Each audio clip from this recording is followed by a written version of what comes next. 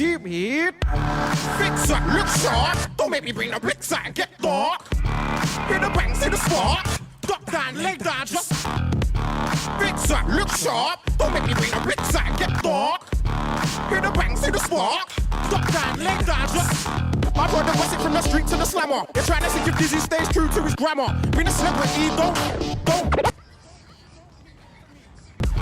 Cause they're talking black Russian. Took me out my back onto my face, they say nothing. Stand up in the dark, keep a firm, steady stance. Flashing MCs down the loo. If you don't believe me, bring your pussy, bring your crew. Feel free to hate, cause I ain't trying to be your... What are you doing? Is that a rhetorical question? I don't even know what that word means, but this can't fly. Why not?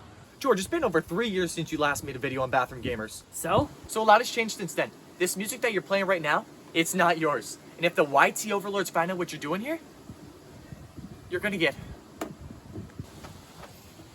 demonetized? You can't say that. That's illegal now. Johnny, I'm making a 40-minute long video about a video game based on pre-existing licensed songs. Like, no matter what I'm doing, I'm gonna get demonetized. But you can't be having this party going on either.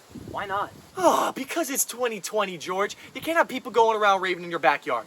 Well, they're all wearing masks, and these are people I'm with all the time now, and Isn't that you in the crowd over there? Hey, don't change the subject. Look, no matter what, I stopped playing the music, and now the crowd is bored. Well, now you gotta come up and play the perfect song that's gonna win this crowd back. Hey, there's no more music, and there's no free food.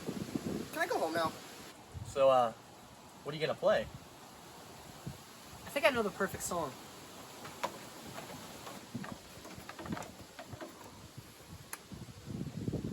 I got it.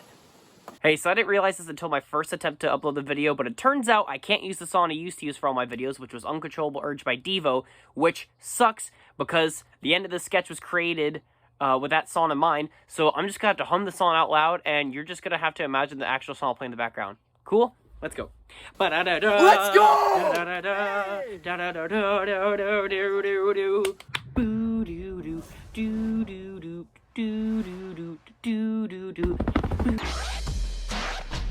Let's take a moment to think back on the blissful, cringe-inducing year of 2009, where the internet was fun and stupid, young men's fashion consisted of this, and every house, college dorm, and apartment in the world had a variety of plastic instruments covered in colored buttons, which ended up making them look slightly less real than a first-act guitar. First-act guitar. Got it.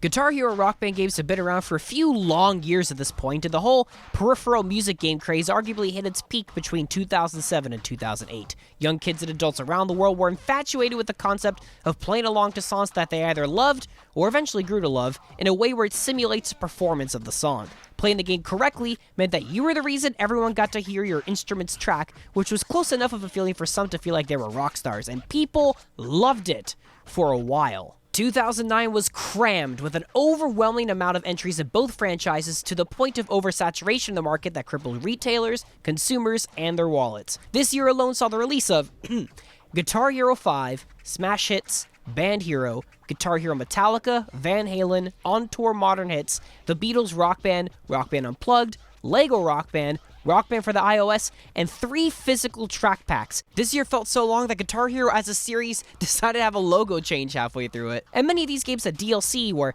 some songs are compatible with some games but not others, and certain songs for this game wouldn't be available with that game, and it was a convoluted, overwhelming time for fans of rhythm games, and while you can always argue that there's never too much of a good thing, the amount of games, different controllers, and lack of sustainability eventually led to the entire genre's downfall. And so we arrive to today's topic of discussion, DJ Hero. Released on October 27th, 2009 in the North Americas, is a rhythm game where you scratch, click, and crossfade to pre-made mixes of songs from a variety of genres on a turntable-inspired controller. Developed by Freestyle Games and published by Activision to be part of their Hero Cinematic Universe, or whatever they wanted to call it, the idea of DJ Hero was circling around the team's heads since before Guitar Hero was even released. While it's easy to assume that Konami's Beat Mania was the main source of inspiration for DJ Hero, the idea and drive to create a DJ-themed rhythm game came from the individual team members' passion and experience with the DIY music scene, which eventually inspired them to make their first game, B-Boy, a competitive breakdancing rhythm game released in 2006 for the PS2 and PSP, and after looking through trailers and gameplay of B-Boy, I hope I get the opportunity to play it one day, if only to see how the team grew since the game's release. They then co-developed 2 Sony-published Buzz spin-off games, which I'm sure many of us forgot existed until today, being Buzz Jr. Robo Jam and Monster Rumble, respectively. In 2008, the studio was purchased by Activision, and DJ Hero came out the following year. Upon release, DJ Hero received positive critical reception from both fans and newcomers of music games, and was especially commended for being a breath of fresh air in a genre that was filled with an absurd amount of guitar and drum-based rhythm games. Despite being critically successful in its own right, the game's sales were originally considered a disappointment by Activision, with many of the attributing factors being the cost, which was $120 at launch, a lack of familiarity with how the turntable works, especially when compared to the guitar and drums, and finally, and quite possibly the most important reason, there being a complete glut of music games at the time of release. A couple of months ago, I was wandering around Chattanooga, Tennessee, and stumbled across this giant secondhand entertainment store, McKay's for those that are interested, and found a full DJ Hero set in great condition. Box, turntable, game, dongle, cute flyers, and everything for $20. And considering how much people are selling Guitar Hero and Rock Band equipment for nowadays, I practically felt like I had to pick this thing up based on principle alone. I bought it, brought the thing home, yelled at my sister to bring up the other turntable. That's so ugly. Yeah, go ahead. And played the thing for hours until we were exhausted. For a while, I debated what kind of video I wanted to make to mark my return to BathroomGamers that would both respark my interest in openly reviewing games, as well as convince me to work through the grind and slog that is video editing again. After reuniting with DJ Hero and throughout the dozens of hours I spent playing it again, I felt that there was a lot I wanted to say, and I regained some of the passion to start making videos again.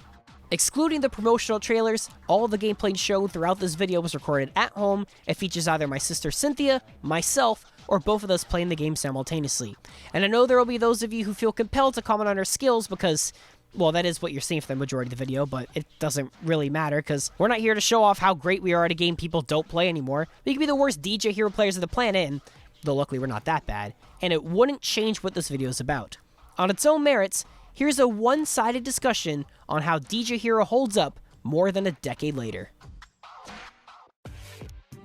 Even though the overwhelming majority of people who click on a video like this have some experience with music-based rhythm games, whether it be through Guitar Hero, Rock Band, Dance Dance Revolution, Osu, Leaping Agents, or, I don't know, Samba de Amigo, I'm both appalled and not surprised that few people have heard of DJ Hero, let alone played it. Because of this, let's take a look at the controller and have a quick crash course into how the hell you're supposed to play this thing.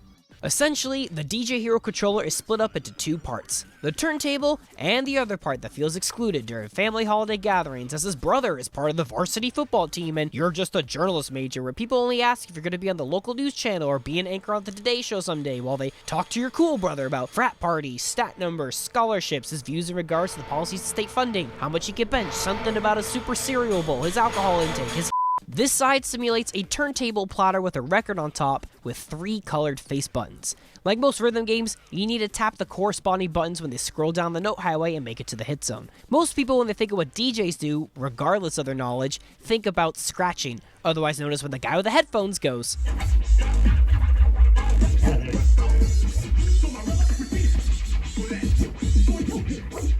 When you see the tire tracks, you hold the matchy button and move the record up and down. It doesn't matter what directions you're moving it, as long as it's continually moving throughout the course of the long note.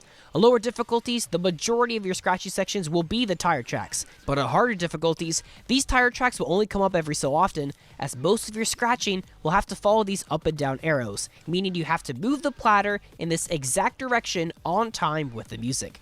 This is one of the first major roadblocks one needs to overcome when learning how to get good at this game. It's not hard to follow on easier songs, where as long as you land the first arrow, you just move back and forth with the rhythm of the song until the phrase is over.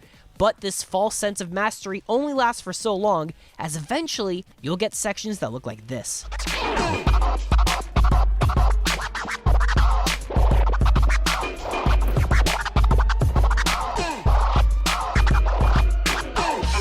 Over the years, listening and practicing drums and guitar to prog rock and metal bands has helped me develop my subdividing skills and various alternate picking patterns, which made it much easier to comprehend and play the groups of triplets and the alternation of 16th and 32nd notes in between downbeats and whatever. No matter what previous music experience you have, it takes a lot of practice to visualize what patterns are ahead of you, interpret what it's trying to say, and actually perform it. Not unlike the feeling one may get when playing other rhythm games, but perfecting these tricky scratching patterns never ceases to feel satisfying. But what trips me up every time are when there are multiple scratches in the same direction over and over again. While it is frustrating having 2 upstrokes in the middle of a busy pattern, for example, you eventually practice the song, learn where they pop up, and catch them like a pro. But when there are anywhere between 3 and 8 of them in quick succession, it's a hurdle I still can't confidently jump over. As a spinning plate on top of plastic, it's easy to imagine this thing controlling poorly, but it only takes a couple of song attempts to see how well built the record plate is. To avoid acting like the 12-year-old idiot I was and get upset because the platter keeps moving when I try to hit the buttons, all you have to do is have your thumb on the strobe dots and you'll have unparalleled control over your button clicks and movements. The plate can move a full 360 degrees and the bearings are remarkable. You can spin this thing so fast you can start to learn the fundamentals of how the speed and frequencies influence what note is being played if you do something like this.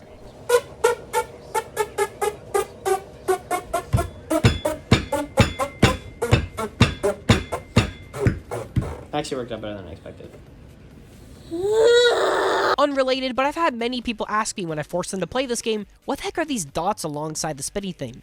On direct drive turntables, these strobe dots are meant to be paired up with the red strobe light. When the record spins, the platter and dots spin along with it, and when in front of the strobe light, if playing at the correct speed, the dots will seem to be moving still. Moving slightly forward or backwards insinuates the speed is either too fast or too slow. Mine has 4 rows of dots, 2 for 33 RPM at 45 RPM at 50 Hz, and 2 for the same speeds at 60 Hz, which all depends on the electrical current of the country you're in. One important side note I'd like to mention is, I don't care how good you think you are at DJ Hero, do not attempt to scratch records on your hipster friend's record player. Unless it's a direct drive turntable, just don't do it. Now so far, DJ Hero doesn't sound like a mechanically complicated rhythm game. Only 3 colored buttons to click and some direction-based movements, it's Guitar Hero for kids. Well, as you can tell by the way I phrased this paragraph, or if you've already played the game before and know what I'm about to introduce, there's one more essential mechanic that has to be mastered in order to retain combos, and it's a deal breaker for many people who attempt to learn the game. Featured on the left side of the controller, we have a bunch of things that wouldn't be out of place on a mixing board because, well, it's essentially a condensed mixing board in the same way that the right side is a turntable. On the bottom, we have the crossfader, which has 3 positions, being left, right, and center. When you see the note highway move to the left side, you move the slider left. Right means right, and you have to keep it center when things are looking normal. Using the slider takes some getting used to, as excluding the most subtle click in the very center, there's 0 resistance or give when using it. It moves as fast as you can handle it, but it never felt like it was uncontrollable or that it moved on its own. It's something that's not easy to learn early on, because it's never explained where the zones are. I can only imagine how much of a nightmare it would have been to test the slider development, because it is so easy to screw up the balancing. In short, you don't have to put it all the way to the right or left for it to count.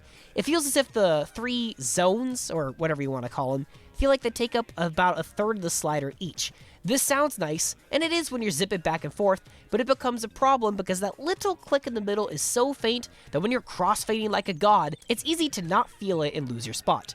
But considering the alternatives, I think the hardware designers at Red Octane did a commendable job with not just the crossfader, but the entire build of the controller. The hardest singular action to perform in DJ Hero by far are the crossfade spikes. Instead of moving the crossfader in the desired location and leaving it there until it needs to move, spikes are quick jabs where the slider needs to move and return to neutral position in one instantaneous movement. Even performing one of these spikes every now and then is enough to catch you off guard, but when you have to do almost a dozen in quick succession, it proves to be difficult. Not only is it hard just to move the thing fast, but because of the aforementioned zones in the slider as well as the faint click, it doesn't take much to lose your place and screw it up. The rest of the little doodads that occupy the mixing portion of the controller is an effect style that serves 2 purposes. It can switch a list of samples that you could use in the red button abuse portions of the mixes, and it turns into an expression dial, similar to how people will use the whammy bar in Guitar Hero, though this can only be done in sections marked with a golden arch. I've never found it to be accurate in its handling, especially when trying to select what sample you want to use, but fortunately it's not essential.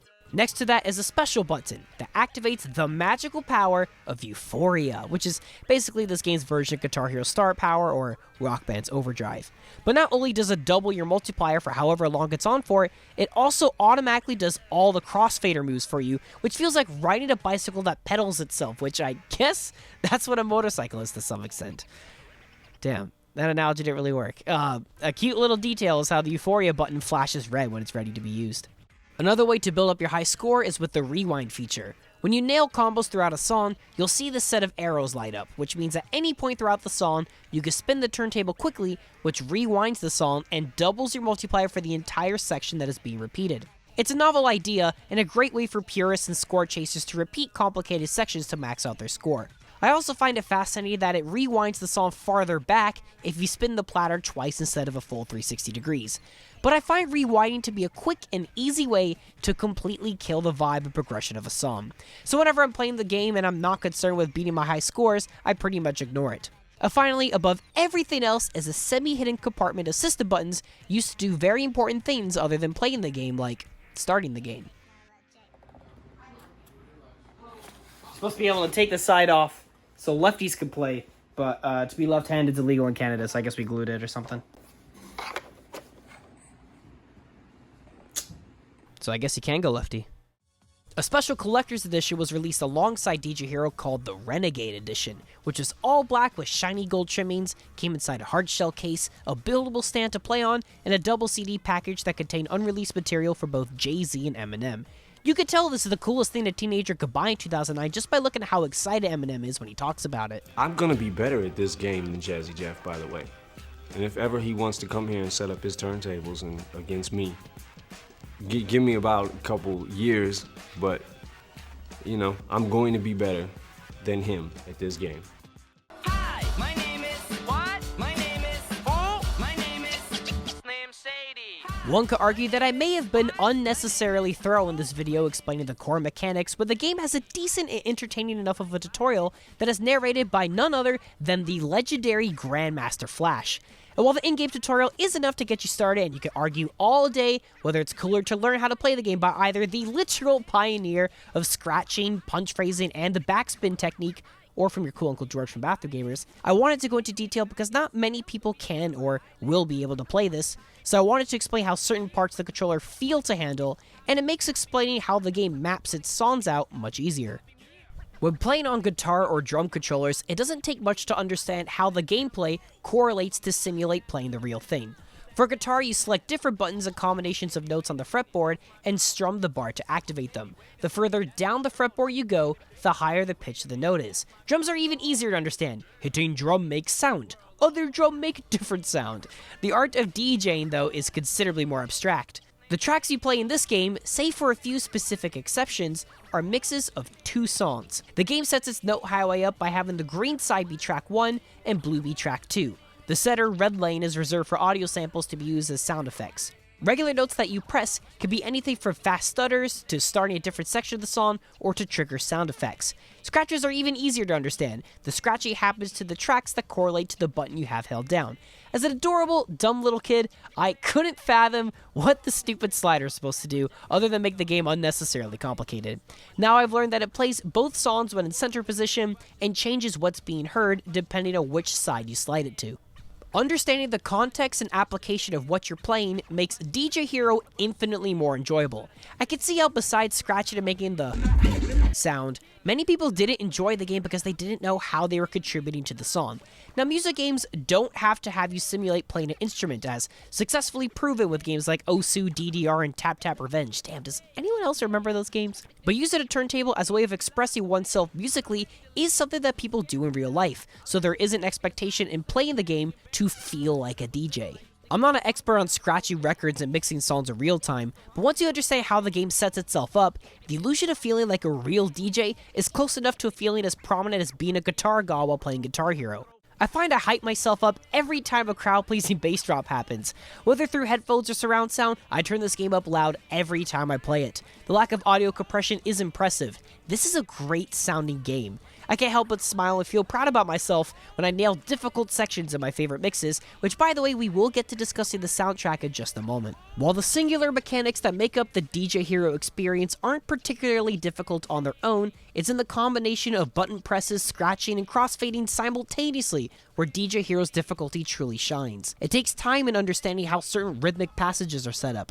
The mixes that have you using every mechanic featured and all the techniques you've learned are the best showcases to test your skills. Recognizing what is in front of you on the note highway is half the battle, and this can be challenging in many circumstances, as unlike other note highway based rhythm games like Guitar Hero, there aren't any lines or indicators displaying where the downbeat is, save for the first beat of every bar, which is marked by this little dash displayed on the side. This certainly made it challenging for me to determine whether certain scratches and taps were triplets, daughter quarter notes, or completely synced up with the beat. With that arguably pretty significant gripe set to the side, DJ Hero is one of those few games that gets me hyped and full of musical endorphins every time I play it. It's also one of the only rhythm games that I've ever played where even the easiest songs are enjoyable to play. A lot of this comes from the excellent soundtrack, but when playing on expert difficulty and understanding where all the pieces fit in the mix, something as simple as this.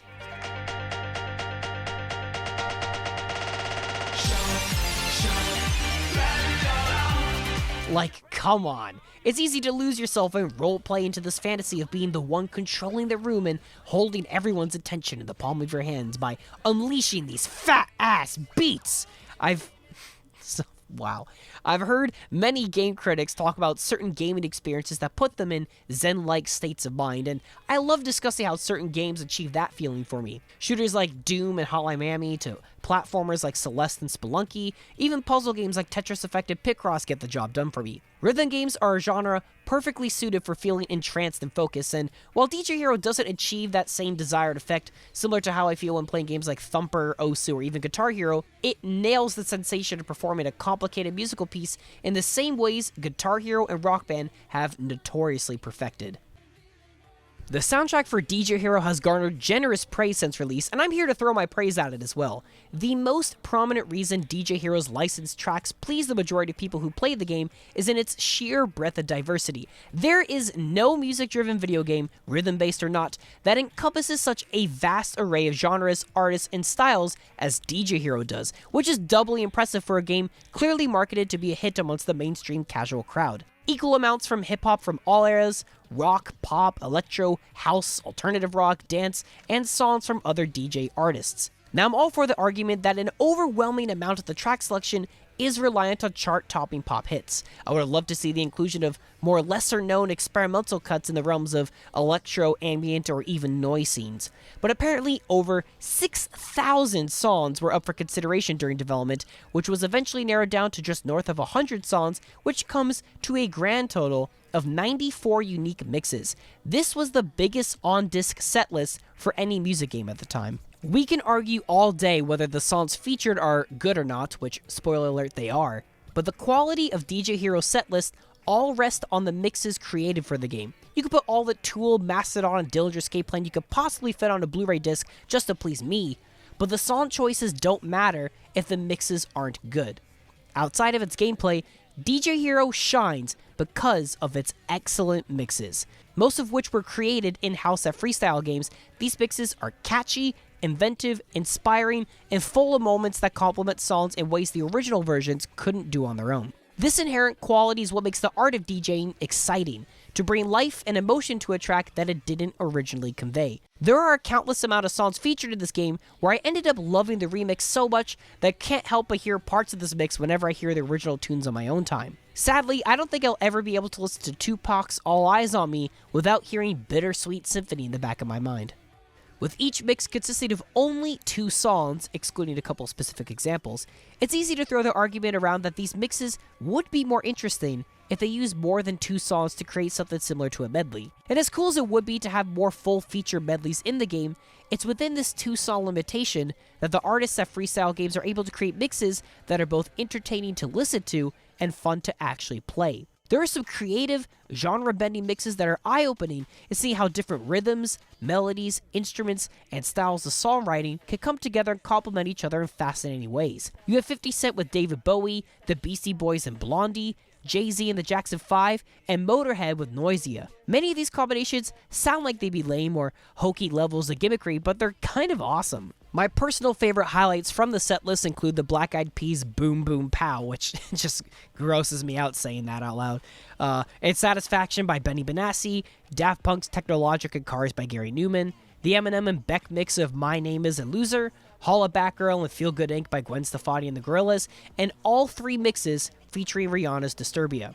Outside of the actual game, the only place these mixes are readily available for listening to is through the unofficial playlist set up on YouTube, but I encourage you to check some of them out, especially if you've never played the game before. Just pick whatever combination of tracks seem interesting to you, because if it sounds like you'll enjoy it, you probably will. Just take note that these mixes were intended to primarily serve the gameplay systems of DJ Hero and not to be listened to on their own. And if you end up laughing at some of the almost try-hard song choices in here, you do have to remember that this is a DJ-based music game that was released in 2009. The Black Eyed Peas are practically a laughingstock of 2020, so it was okay to like some of their tunes back in the day. While the mixes by Freestyle Games are exceptionally commendable, one of my favorite things about DJ Hero are the implementation of special mixes made for the game by well-known talented DJs. Playing these mixes not only slowly builds up one's understanding of how different artists go about mashing songs together, but it's also a great way of introducing people to real-life DJs. Custom mixes featured in the game come from artists like the aforementioned Grandmaster Flash, DJ Shadow, DJ AM, DJ Jazzy Jeff, DJ Z-Trip, and my two personal favorites, DJ Yoda and the almighty Scratch Perverts.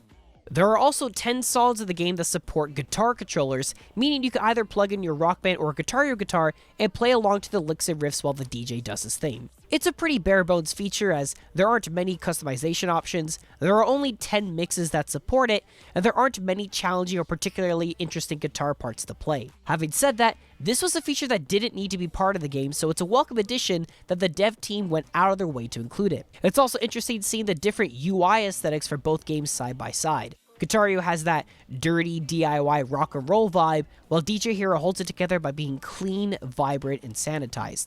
The mixes are interesting too, like the Beastie Boys and the Foo Fighters mashup. It's an entertaining bonus edition that works, assuming you have a spare guitar controller lying around, which, in 2009, most people who got this game certainly did. Though trying to get this set up did prove to be a depressing reality check for me, as I've learned that only one out of the 3 PS3 Rock Band guitars in my possession work. What an absolute tragedy. DJ Hero does support local multiplayer, with every track being available for 2 people to play simultaneously, as long as you have 2 turntable controllers available. No interesting battle or co-op modes to speak of, just 2 people playing the same notes, though this isn't much of a complaint. Playing alongside someone just to compete for a high score is interesting enough of a mode for me to enjoy. DJ Hero also supports online multiplayer that, oh yeah, sadly doesn't exist anymore because the servers were shut down. The servers not exist anymore bums me out because A, obtaining the Platinum Trophy is now impossible due to the existence of trophies that require you to play online, and B, the DLC made for the game is no longer available. Consisting of 15 songs that were $3 American each, as opposed to the $2 songs for Rock Band Guitar Hero at the time, some of these mixes sound like they could have been awesome. Mixes like Lady Gaga with Deadmau5, the Jay-Z vs. Eminem pack, the Darude Sandstorm Josh Wink mix, or even the David Guetta mix pack can now only live on through the YouTube stratosphere. The way in which the game tackles progression is simplified and more inspired by old school music games, especially when compared to its contemporaries. DJ Hero has you play pre-made sets. Alongside your score, you receive a rating of up to 5 stars on every song you play. The more stars you're rewarded, the more sets and songs you unlock, as well as all the customization options for the characters you wish to play as. That's about it. No in-game currency, challenges, boss fights, alternate modes, nothing the devs felt were unnecessary. In many ways, this simplicity and approach to progression benefits the game. It presents more of a focus on the gameplay. It doesn't take your attention away to worry about anything superfluous. Though the main menu makes you feel as if there is more the game has to offer than it really has, and it proves to be confusing to navigate. Other than the options menu, everything is stored behind these squared sections with lovely key art. These are where all the sets are hidden, but it's also where you find the tutorial, quick play menu, custom setlist creators, guitar compatible mixes, etc. It doesn't take much to temporarily get lost and not know what you're looking at. You can't find out what song each set contains until you click on it, which becomes inconvenient because of how randomly put together some of these sets are. What differentiates party rockin' from digging deeper when both sets contain an equal amount of party songs? But then again, you could just ignore this and go to the quick play menu and pick what tracks you want to play for yourself. So excluding the first time I played these sets with the purpose of unlocking the rest of the game's songs, I found myself barely coming back to these sets and making my own instead. Well, most of them, at least. The sets I continuously come back to are either themed around certain artists or contain the hardest mixes in the game, like the Vinyl Cut or the Tearing Up Wax sets. I got excited whenever I unlocked a set that said Presents at the end. Seeing what different artists had to offer spiced up the game considerably. From DJ Yoda to DJ Shadow and to the freaking Scratch Perverts, these sets are a welcome change of pace that hype me up to no end. But then there's the big one. the Daft Punk Record Bag. Say what you will about the duo, but this 8-track setlist has you play as the group themselves, set in a special venue where the first 6 mixes all contain one of their songs, and with the last 2 being giant mega mixes featuring 3 of their songs mixed together. This set has by far the most effort put into it, as one of the game's absolute highlights. Might as well talk about how the game looks before we get to my final verdict. For a game that's all about being the DJ in big clubs and theaters and small parties, there is enough visual variety where I wasn't too sick of the laser lights and obnoxious crowds jumping up and down. It's not detrimental for a music game to have wonderfully detailed, authentic graphics, considering that most of your attention is dedicated to the note highway, but DJ Hero successfully sells the idea of being in these big, boisterous, colorful parties. One detail that I really appreciate is how some songs have custom light animations, filters over the camera, and specific text that appear on the screens. The stars you earn to unlock future songs and sets also unlock new characters, venues, turntable decks, skins, costumes, and headphones, and boy is it clear that this game was obsessed with beats. When it came to the DJ heroes you select to play as, it's kind of incredible how ugly almost every character is. Cletus Cuts, DJ Kidditch, Cool Papa G, Mixie Tricks, Wonderboy. I'm completely in love with the character art in this game. They almost look like 3D inspired renditions of members of the Gorillaz. You can also play as some real-life DJs like the aforementioned Grandmaster Flash, DJ Jazzy Jeff, DJ Shadow, whom all look relatively normal and almost out of place alongside the rest of these wacky characters. But my personal favorite character to play as is DJ Mixtress. What a piece of dynamite. Post-editing George here, and as expressive as these characters are in-game, it kind of pisses me off that their hands are all up in the air all the time, and they're not actually playing to the track that's being played. It's cool in Guitar and Rock Band where the engine makes it work that it kind of looks like they're playing guitar or playing drums with the song because they map it out, but in this game, you know, you're doing some and you get my point. You got like my Between the Bury Me shirt? How sick would that? Oh my goodness, a man could dream. Between the Bury Me and DJ Hero? Oh, I live in the wrong timeline. I'm so tired. Oh my goodness, look at my eyes. At the time of its release, DJ Hero was buried under the overwhelming amount of music games it competed against, regardless of being a completely fresh approach to the genre. It received 1 sequel, which I have yet to play to this very day, a canceled 3DS spin-off, and a dead future. It had the whole going against it, an oversaturated market, a non-sustainable post-content life, and a relatively steep learning curve compared to its contemporaries. In 2020, removed from all context surrounding its initial release, DJ Hero is a bold, unique take on the genre that encompasses some of the best parts of numerous other successful rhythm games. The core gameplay is a fantastic blend of tapping, specific bi-directional scratching patterns, and crossfading, which creates a mostly satisfying rhythmic gameplay loop of separate actions working in tandem to create the feeling of mixing through tracks like an S-tier DJ. The soundtrack deserves all the praise it could ever garner, from the sheer breadth of musical diversity in the tracks themselves to the unique quality mixes that were made out of them. Its progression system is a bit lackluster, and even with its large selection of songs, it doesn't take too long until the fatigue and novelty start to fade away. DJ Hero is a game I can imagine thriving in the non-AAA gaming space if it was released today. With constant song updates and a modding community, DJ Hero could thrive in the same way games like Beat Saber can, especially with a more modern tracklist. But a man can only dream. As a 2009 console-exclusive peripheral-based music game, DJ Hero is a wonderful platform for those that want to flex their rhythmic muscles in new ways, or for those who want to feel the sensation of scratching and mixing like the best of them. You can find copies of this game online from anywhere between 50 and 500 American pennies, but you do need the turntable controller and the dongle to play the game.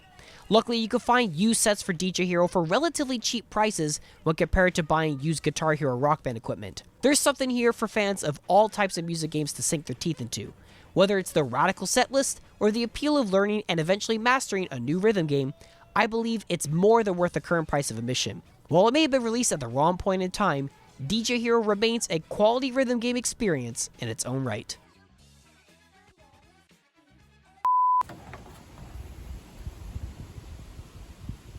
I got it. That was the tap. Like when I tapped the phone. I blinked out because I was thinking of something in my head.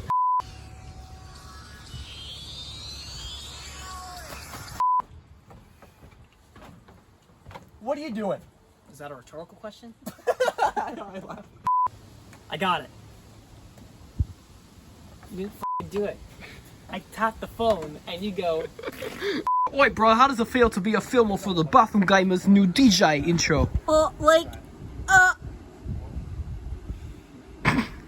no. Okay, good answer, good answer. No, that's not how rich kids dance. They dance with like the little sparkly things in their hands. Yeah, Like, and- where- I know, but the one started the original Fortnite dance. You remember he went. Let's go!